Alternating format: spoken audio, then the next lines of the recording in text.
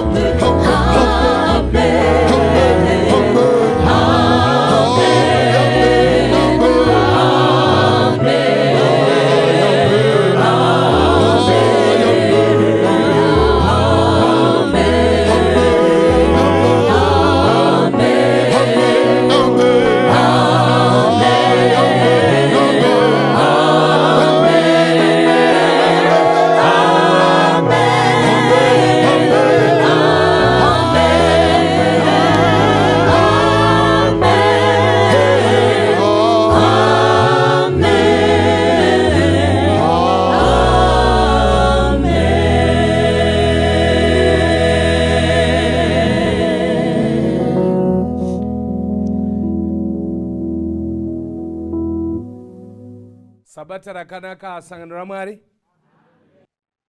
Iti hama. Hama. Chengeta mudhara wako. Ya. Ndomusoro shoko watinawo. Chengeta mudhara wako. Vara rekuchengeta nhasi rati chinjei meaning. Asi rimwe chete iroro. Hande panova Roma 6 verse ya 5 kusvika pavhesi ya 8. Nokuti kana takava vamwe naye pakufanana naye parufu rwake, tichadarowo pakumuka kwake, tichiziva izvi kuti munhu wedu wekare akaroverwa pamuchinjikwa pamwe chete naye, kuti muviri wedu wezvivi ushayiswe simba, tirege kuzova varanda vezvivi. Nokuti wakafa wakaruramiswa pazvivi, zvino kana takafa pamwe chete naKristu, vhesi ya 8, tinotenda kuti tichararamawo pamwe chete naye. Haleluya. Ngatinamatei. Ishe tomutenda nemukana wamatipa pamangwanana anotimbotarisa soko renyu, nokumbira kuti Mweya Mutsvene vakatanga nesu musangano uno vapedzise nesu nekutiropafadza. Muzita raJesu tanamata. Amen.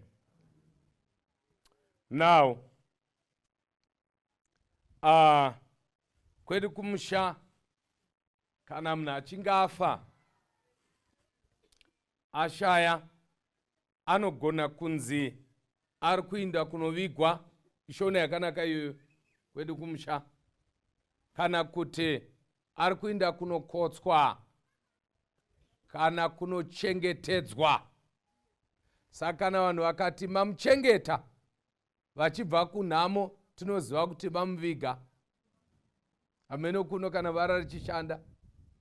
Alo, munorihwisisa? Aha, mamuchengeta. Ndikurangarira rimwe gore ndiri kunjanja uko kuchivuko, ndiita visit musha. Ndakaona musha mune chembere chete. Kwakubvunza vamwe mbuya, tikati ko vamwe vaindepi, vanhu vaindepi? Kanzi havaenda kunhamo. Tikati aish, ko ndiani akashaya? Kanzi pane murume pamusoro apo akashaya, haasiya mudzimai akazvitakura. Ayai, ko indava? Kanzi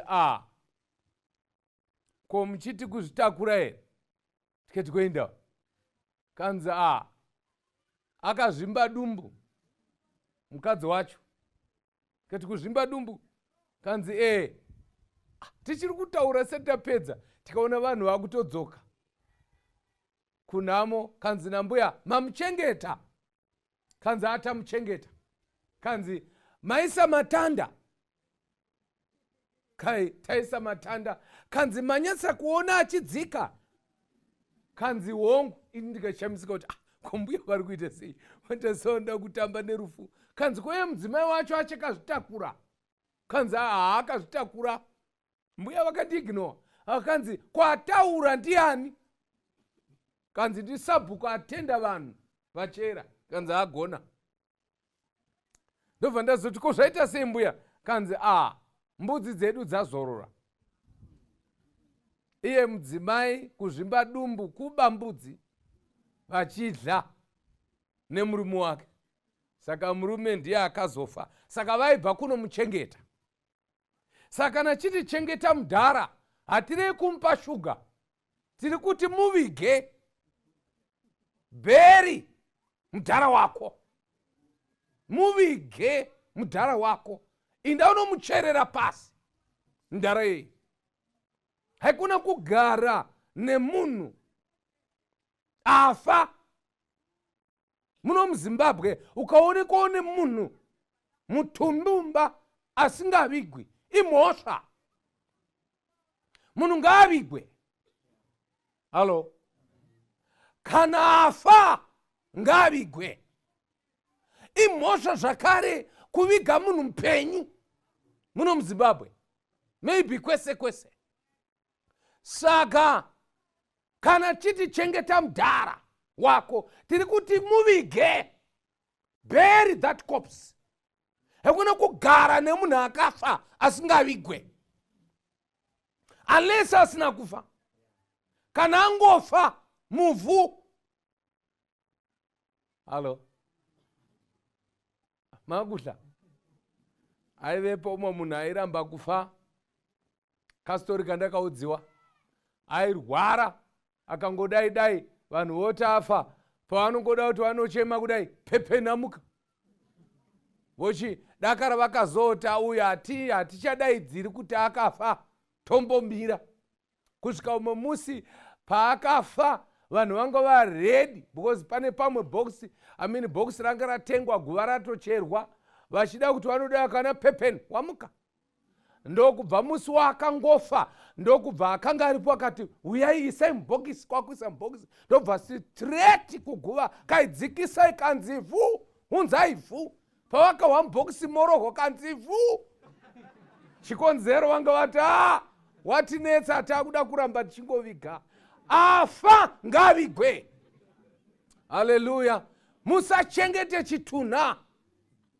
Munhu anenge afa ngavigwe. Udze vari pasaidi pako munhu wamwari, iti Hama, chengeta mudhara wako. Roma chapter 6 verse 6 inoti kubva pa5, nokuti kana takava vamwe naye pakufanana naye parufu rwake, tichadarowo pakumuka kwake, tichiziva izvi kuti munhu wedu wekare wakaroverwa pamuchinjiko pamwe chete naye, kuti muviri wedu wezvivi ushayiwe simba, tirege kuzova varanda vezvivi. Nokuti vakafa vakararamiswa pazvivi, vakaruramiswa kuda kuti havachatadzi. Teresa, muri kubata? Verse 8, zvino kana takafa ndokunge takafa. Kana takafa pamwe chete naKristu, tinotenda kuti tichararama pamwe chete naye. Saka pane mavara andoda kuti tiite pamwe chete, tiabate. Vara rekutanga kana kuti ndima yekutanga kana kuti mashoko ekutanga ndeyekuti tichiziva. Vanhu vanofanirwa kuziva kuti isusu munhu wedu wekare akaroverwa pamuchinjikwa. It must be known. Kwete navanhu chete, but iwe unofanirwa kuziva kuti tsika dzako dzakudhara dzakafa. Haufaniri kuvhunzwa navanhu. Iwe pachako unofanirwa kugutsikana kuti inini tsika dzandaita kudhara ndiari kunzi mudhara. Mararamiro akudhara, magariro akare, tsika dzakudhara dzakaroverwa pamuchinjikwa pamwe chete naKristu. Shoko raMwari harisi kuti tichifungidzira kuti, riri kuti tichiziva. Unofanira kuve shuwa kuti inini, ukaona usina shuwa, zvoreva kuti pane dambudziko. Everyone must be sure that ini tsika dzangu dzakudhara dzakaroverwa pamwe chete naKristu. Hazvidi kuvhunzwa navanhu muraini kuti uri munhu wekuchechere. Unofanira kuzviziva kuti ini handisiri kunyika, ndave waMwari. Zvakaroverwa pamuchinjikwa pamwe chete naKristu. Saka already zviri kuburitsa pachena kuti anoziva havasi vamwe, ndiwe. Agere pano anofanira kuziva. Inzwa vanhu vaMwari, hapana munhu anofanira kutsvakirwa muprofita kuti azikama kuti munhu iyi. Iwe pachako ndiwe zimuprofita ziguru remuviri wako. You know very well kuti uri munhu akaita sei. Pauro anoti isu hatibvunzwe, tinoziva kuti pakaroverwa Jesu zvese zvedu zvakaroverwa ipapo. Shoko robva rati zvino paakamuka, haleluya, paakamuka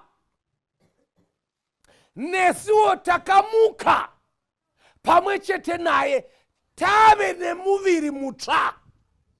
Saka vari ratiri kuda panapa nderinotevera. ataura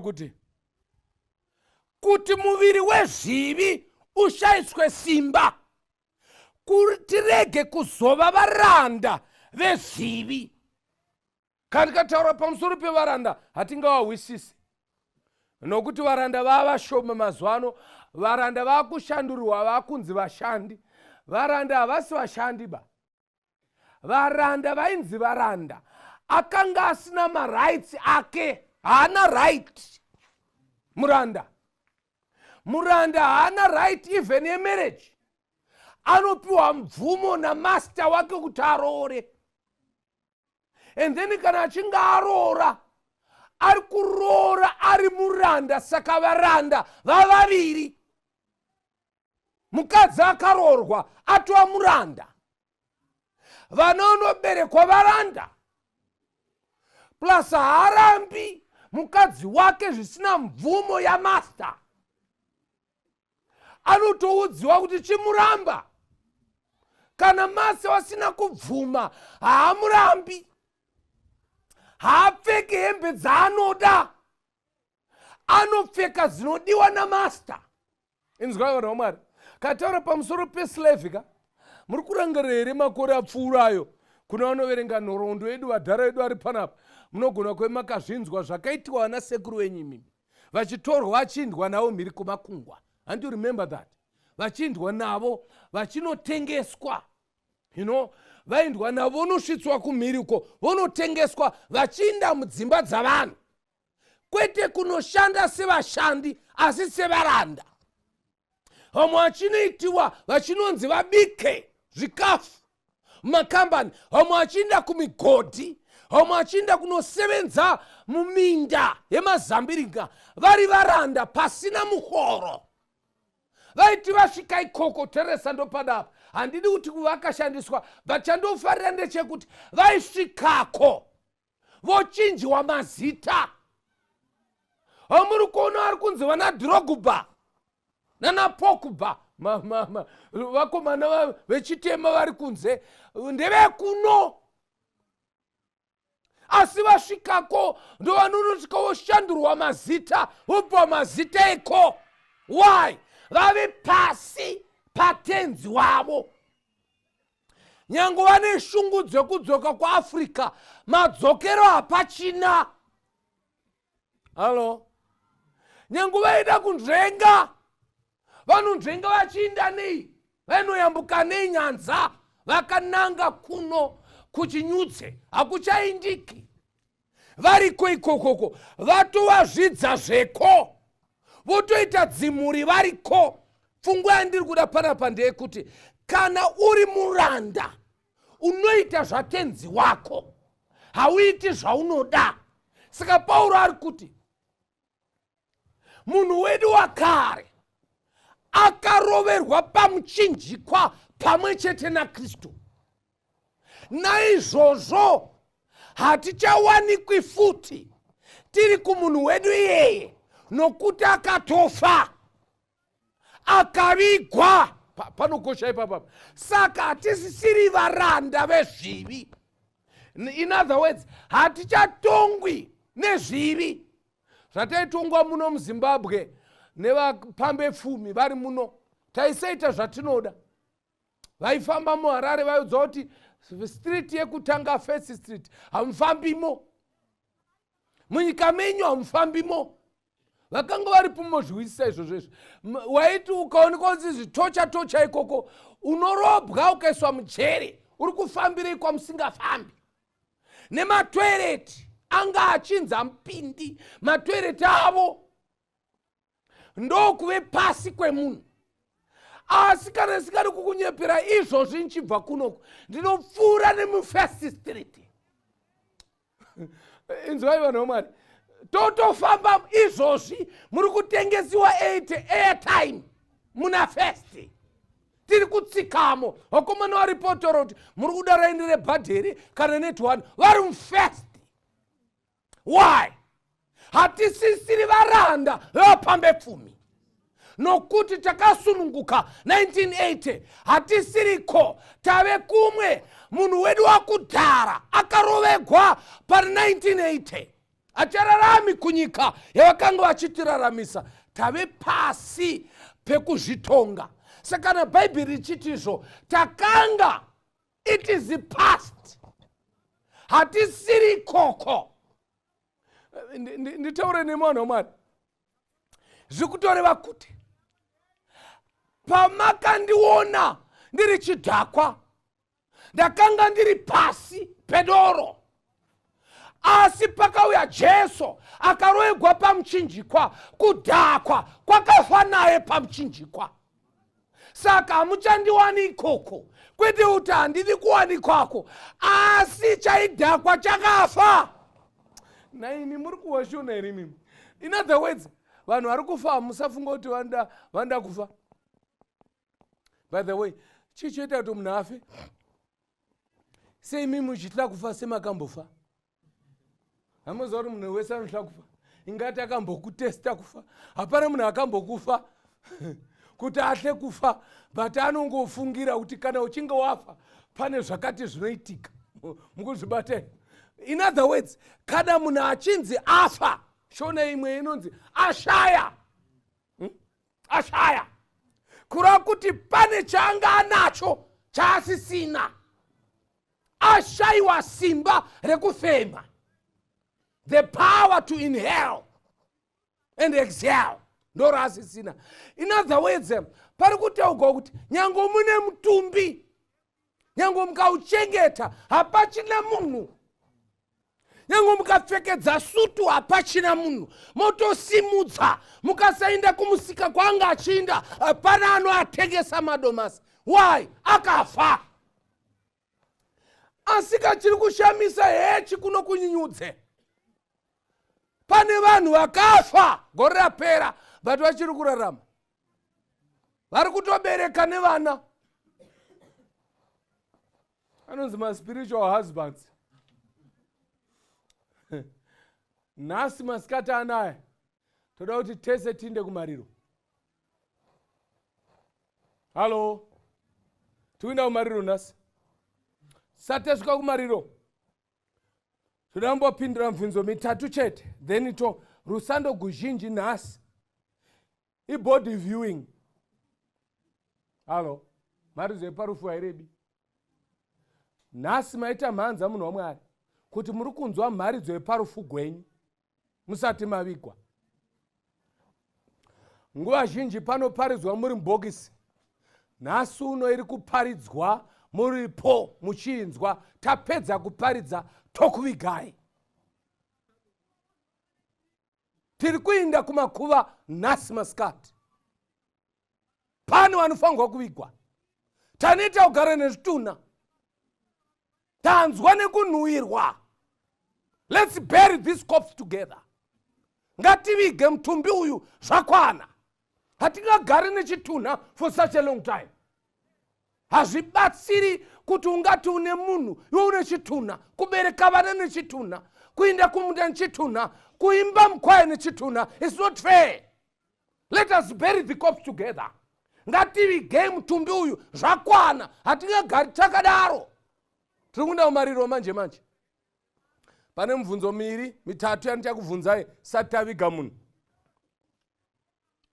Bvunzo yokutanga ndeyokuti zvino torambira muzvivi kuti nyasha dziwande here? Ndio iri pana 5 verse ya 20 yavaRoma. Nai, muri kuda kuti zviitwe sei? Ndobatwa nemweya waMwari vanyanga. Timbokurukura. Mumboda kuti zvinyatsa kuitwa sei? Kana mharidzo dzese dzanga chiparidzwa dziri wiki, uyai muparidzi yenyu. Heino imaiki. Uyai muzviparidzire. Movhura mavhesi yenyu anoita kuti mutendeuke. Muri kuda taipipi yemharidzo? Ngatipindura nevanhu vaMwari. Kana pana pamaitigwa zvakanaka, mupfupi anga aripo, murefu anga aripo. Muri kuda mharidzo inoparidzwa nemunhu akanyanya kuita sei? Iwe chinokutirumutsa chii? Kuti uti icho ndo chasara, uri kumbodei? Ichocho toda kukupa chansi munhu waMwari.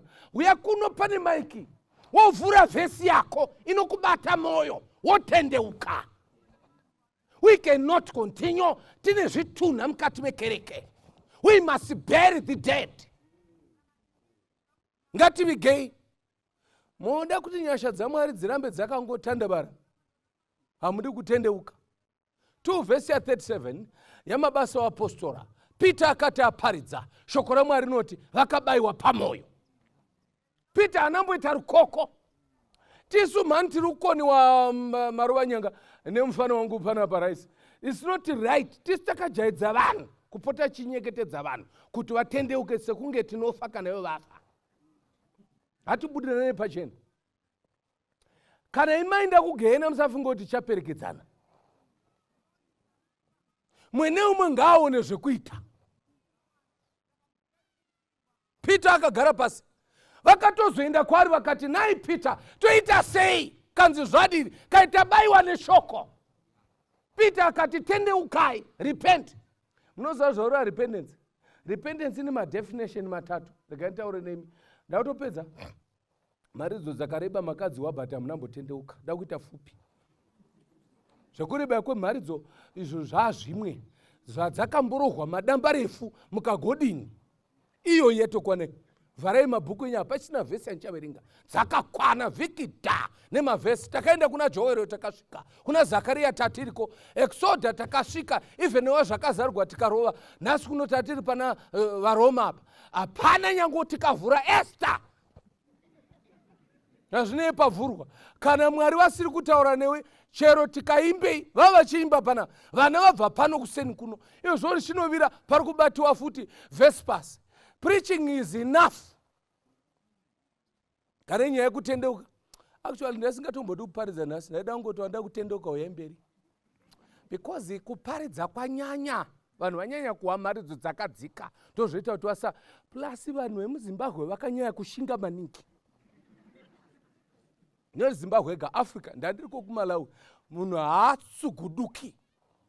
Unyatsa kutaura chivi nezita racho. Pakati ogonyefodla pana munhu akaenda kunovata achingoshinyira achiwa kuti ndeyangu akati ndonegadzira ndaenda kumba. Songe kwakanzi endai kumba. Saka munoda mharidzo yakareba kuti mudini muchiramba pafupi apa. Repentance through definition repentance. Ukabvunza muGreek ukati chii chinonzi kutendeuka. muGreek anokutaura kuti kutendeuka kunogwadza. Halo? Kana pasina kuchecheudzwa munhu haana kutendeuka. muGreek iye. Mukuzvibata? Mujudha vakanetsana naPauro. Kanzi Pauro uri kuda kuti uzira kamufana aka kane svina aka kanonzi Timoti. Hatikabvumi kusvika kachecheudzwa. Mujudha haabvumi kuti munhu atendeuka usina chawabviswa pamuviri chichiraswa. Halo? Rega ndiri pamaGreek, pamujudha ndichadzoka. muGreek ukamubvunza chichonzi kutendeuka, anokutaura kuti kutendeuka kuchinja mafungiro, mindset. Mujudha haadi kutendeuka kusina brain. Anokubvunza kuti muri kuti atendeuka imbomupai Samu tinzwe. Akufunga here. Pfungwa dzako dzofanira kushanduka. Kuti uconvince muGreek kuti wakatendeuka, zvinoonekwa nekushanduka kufunga. Chivunza muChristian, a Christian, what is repentance? Repentance to a Christian is turning away from sin and turning to God. Kufuratira chitema munhu achinda kuna Mwari. Maibata here? 3 definitions. But andonyaya kufarira ndeye mujudha. Halo? Mujudha tati kuri? Kuchecheudzwa. Munokuhla andanga chiudzwa nezvekuchecheudzwa manja. Chinzi zvinodzivirira utachiona. Mujudha ukati wakatendeuka. Pari pavanhu so anotaura hazvionekwi pavanhu. Uya kuseri. Aizvi. Pamujudha pana navamwene nanatsano hazvionekwe zvoda kuseri pasina vanyarikani. Obva ati tione. Kutendeuka kumJudha kunobudiwa ropa, wombopinda magumbeze, wogwadziwa. Hazvionekwi pavanhu, zvonyadzisa kumJudha. Saka muJudha haumfuli nongoti ndakatendeuka, anoda kukuona kuseri. Chichikutagwa nemuJudha, ukaona uchinzi wakatendeuka uchibhihevha nekuti pane vanhu vekunyarikana, hauna. Zvinoonekwa kawai wega kuchikoro, mukadzi asipo ndokunonzi kutendeuka. Chimwe chakuita munhu kwaye wakapoteredzwa nevanhu vechechi.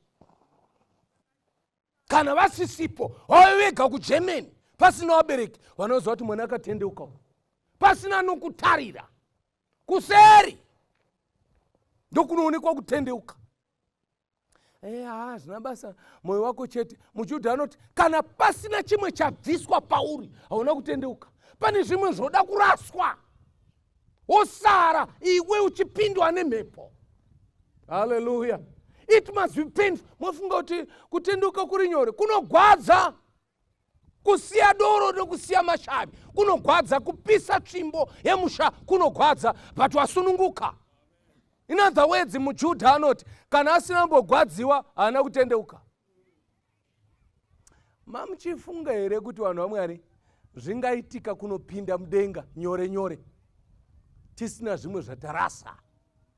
Zvofanira kuonekwa. Mukati munhu akatendeuka onzi ngaamira apa, konzi akatendeuka sei? Brain yake haichinji, anofanira kufunga kutsva. Osiyana nekahembe kake akasika akatendeuka haasati. Kutendeuka is holistic.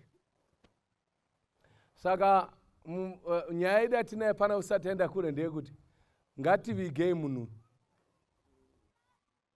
ndokunge akafa. Kana asina kufa ngatange afa tomuviga, uya kuno muvhangeri tiite basa.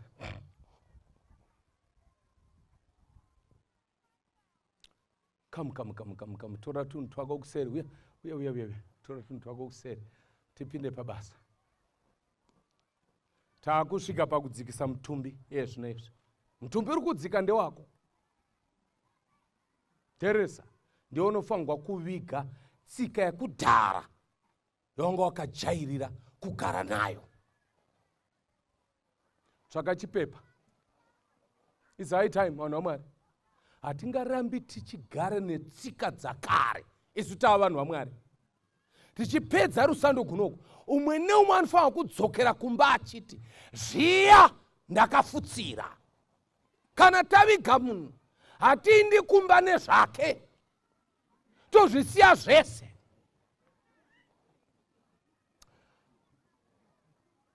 Uyai mufundisi Mari waNyanga, toda kuti mutare guva mukomana weachere. Tsika dzakare dzofanirwa kusara nhasi panapa. Munhu aende kumba asununguka. Tarai bhokisi apo munhu waMwari. And then munhu waMwari muchachera. Vaimbi vachatiimbira. Iwe ndounoziva tsika yauda kusiya pamusangano uno nokuita kaduku mbishana. Padhuze baba chikonai. Ndiwe unoziva tsika yauda kuviga pazuva ranhasi. Kana inga iri tsika yekusachengeta sabata, nyora pachipepa, wonyora kuti sabata. Oya ukanda chera chama. Kana wanga uri upombwe, uri kuti nhasi ndoda kuviga upombwe pachinyudze, ndosiya apa, ndoenda kumba ndakasununguka. Tiri pamariro etsika dzako dzakare. Masikati ano hazvishandi kuramba wakachengeta. Kuchengeta tsika iwe uchiti ndakatendeuka. We must bury the past. Kana ungo uchita makuwa ingonyora pachipepa, mwene umwe pandima yake siyana nemunhu. Iwe tora chipepa chako unyore, ini pasta ndine dambudziko rangu rakati. Nyora kachipepa kako. Chifukunura munhu waMwari kunyora kabhokisi kako kakanaka kunyura. Umwe neumwe achasimuka achikanda pano. Yave nguva yekuti tivige guva racherwa. Hatingarambi takachengeta tsika yakudhara kubva gore chitanga kusvika richipera. Kubva even last year unongoine chinhu chimwe chete. Mutumbi wagara nawo 12 months wakachengeta mutumbi wetsika dzakaipa. We must bury the corpse. Ngavigwe pazuva ranhasi. Muimbisi wedu anofanira kutiimbira. Sumuka pauri ipapo uye ukanda uti nhasi uno ndoda kuviga tsika yakaipa. Kasika munhu waMwari, don't worry about other people. Iwo ndounoziva weakness yaupenyu hwako yauda kusiya pamusangano uno. Uti Mwari ndibatsirei, handidi kubva pamusangano uno ndine katsika kakadai ngakasare pachinyudze nezita raJesu. Kana Mwari manditendera gore rinouya kudzoka pano, ndoda kudzoka pano ndisina tsika yakare, ngaisare pano pamusangano. Just come over. God bless you, Baba. Pastors, just come close. Mapepa agare panzvimbo asabhuruke. Torai chitanda muchiona, musafutsire. Chafutsira ka 1. Kanda up. Kudza. Uri kuziva dambudziko rako. Inguva yako usanetseke navanhu. Don't worry about people. Iwo ndounoziva weakness yaupenyu hwako yauri kuti ndoda kuisiya pano pachinyudze. Ngaivigwe nezita raJesu. Just come. Uya tinamate pamwe chete. Mara ukomboreri. Hazvibatsiri kungozikamwa kuti munhu wekuchechi. But une chitsika chekunyika. Hazvibatsiri. Vanhu vakawanda vanokutora semunhu kwaye. Asi unozviziva kuti hausi right. Une problem pakati. Hazvidi kuti zvitsvakwe n'anga kana muprofita. Iwe unoziva dambudziko rako. Why can you not bury the corpse? Wagarireiko nechitunha ichi? Zvakwana, ngachivigwe. Uya hama yangu ndounoziva weakness yako. This is a walk of faith. Kuti Mwari ndauzvisiya pano pachinyudzi. Mukati megore rino handichadi zvakare kunzwika ndichiita tsika yakadai. Zvemakuhwa zvapera. Zvekuba zvapera. Zvekupomba zvapera. Zvekunyeya zvapera. Kunyange kusabvisa zvegumi zvapera. Nyaya yesabata ndiri kuisiya pano. Nyaya yefodya ndoisiya pano. Nyaya yemakuhwa, nyaya yekusaita zvotaurwa, nyaya yekusateerera vabereki ndiri kuisiya pano. Nyaya yemadzimai, nyaya yekutarisira umwe pasi ngaisare pano. You must bury the corpse this afternoon. Just come. Tauda kuvhara munhu waMwari. Tauda kuvhara. Famba. Usatakudze umwe munhu mutoro wako. Uya nenyaya yako iyo pachako. Uya nenyaya yako pachako. Uri kuziva nyaya dzako. And this is a walk of faith. Mukufamba kwako Mwari uchakupa simba. Uchidzokera Mwari ngaakupe kusununguka norarama upenyu. Unofunga kuti vanhu vanokuziva semunhu wekuchechi. But tsika dzaunoita vanoshamisika. Vaiti mati ndiwe wekuchechi here. Hama dzako chaidzo dzoti kutora semunhu wekuchechi. But vanoshamisika nezvimwe zvaunoita. Wawadi kuviga tsika yakare. Baba wedu tinokutendai zvaitwa zvaringa. Tinokutendai nai baba vamaona zvakakodzera vamasikatani. Kuti vasare neupenyu hwavo mukati memaupenyu. Ndokurekedza nemvura munoti imi kana munhu akabhabhatidzwa imi muchapedzisira nekubhabhatidza nemudzimu wenyu unoye. Chokwadi. Masikatani anofundisa topinda mudziva remvura. Zadzisai mhiko yenyu Mwari hamunyendi. Vanoda simba remudzimu unoyera kuti vafambe rwedo uhu. Havangarukwanisi. Mabasa avo vaunza vapiswa pano. Ngazvipere nezita raJesu. Amen. Tinokutendere takomborera misangano rose. Maineswa kuendera nesevhisi iyi. naJesu anogara nekusingaperi. Amen.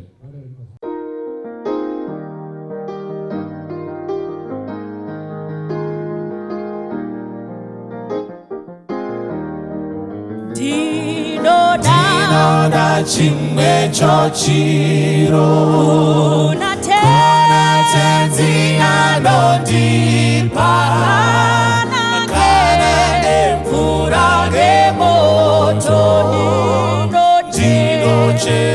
ndinochema undisambe moyo wese kana moto mundipise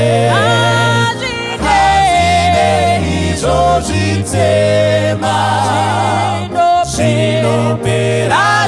zvinopera kuti mundipe kuona ngepachena ndichafara asi kucheneswa moyo konifadza mundisambe moyo wese kana moto mundipise izvo zvitema zvinopera mundisambe moyo wese kana moto mundipise izvo zvitema zvinopera asi kuti ndacheneswa ndizvo ndingazonzwisisa ndizvozvo zvirozvo zvenyu tinoona mundisambe moyo wese kana moto mundipise izvo zvitema zvinopera tinosiya zvakaipa nezvifungo zvakashata asi kana ndichiedza ndakaipa mundisambe moyo wese kana moto mundipise hazvine izvo zvitema zvinopera mundisambe moyo wese kana moto mundipise hazvine izvo zvitema zvinopera zvinopera